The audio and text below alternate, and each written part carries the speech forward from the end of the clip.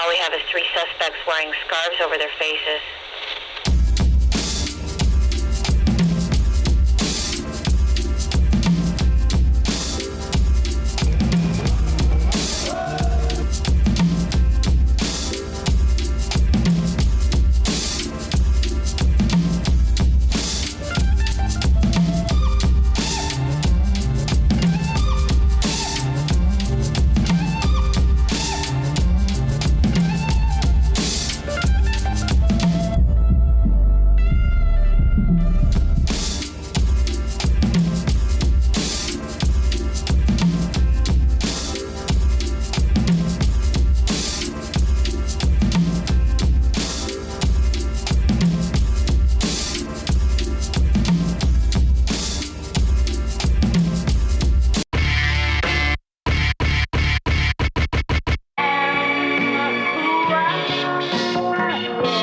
He who is not thinking about Africa is not thinking about the future.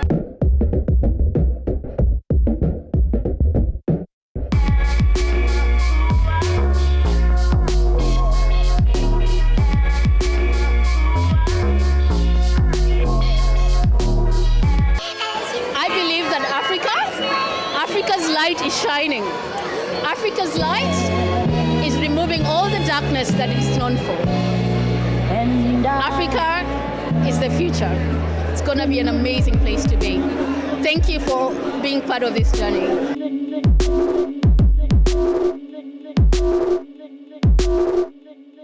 We have to change our mindset. The narrative generally has to be that we can be better. Our past doesn't determine our future. Africa is the future. By 2050, the population of Africa will be 2.4 billion people. Out of this, 1 billion will be in the middle class. What we are telling people, this is a time to start planning how to engage with the future, and the future is Africa. We may have our challenges, but in those challenges are the opportunities. We continue to work with the Australian government to ensure that we have stronger ties, especially in trade, tourism, education, health, and also in security. We have a common Indian Ocean that is rich. We need to tap into the blue economy. We need to secure the trade routes of the Indian Ocean. So Australia and Africa share a common rich reservoir called Indian Ocean, and we need to tap into it more to trade opportunities and investment opportunities.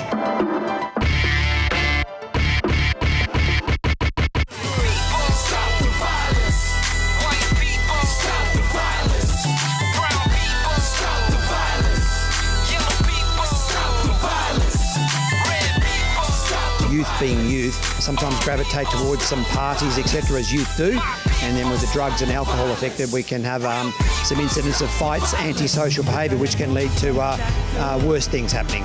What people don't understand is that it actually have a very long-lasting effect on friends and families. So my quick advice is going to be that youth advice needs to stop. Because of the cultural difference coming into Australia, there's a lot of violence, I think, in families between the young and the old generation, because there is a gap there. So we're looking at mostly physical violence and also, emotional abuse as well, which is more prominent, I think, in our communities, because culturally it's different back home. I think because it's a different environment and that it's not accepted as it is. And I think the older generations are finding it hard to adapt to that. White people, stop the violence. Brown people, stop the violence. The main concerns that come to our attention is around domestic violence and also child discipline and things relating to parenting styles. And we acknowledge and understand that there's different child rearing practices, but when they're harsh on a child, when there's an injury, a child is harmed in any particular way, then we have a role to look at what's happening, see what we can do to support. And every child deserves a safe, nurturing home, and the best we can do is help parents be the best possible parents they can be for their own children.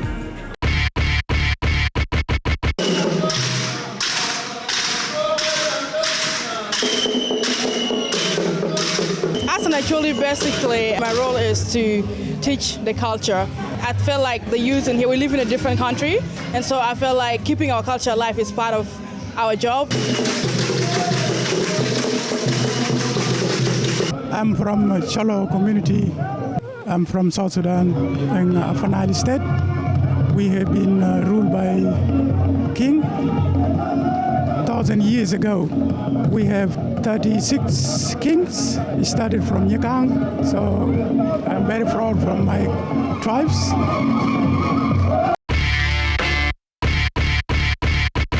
In our language we say, Wanji, welcome to the land of the Noongar people. And it's a great honor to be at an event where there's more dark people than there are white people. So that's sharing as well. We're sharing our language, we're sharing our culture, sharing our good spirits so God can keep you safe. We want to be able to share between the First Nations people of Africa, South Africa, and the Noongar people here in Australia. And I'm going to ask a good friend Mary to come out and sing a song in her language and to be accompanied with the didgeridoo. So please put your hands together and welcome Mary.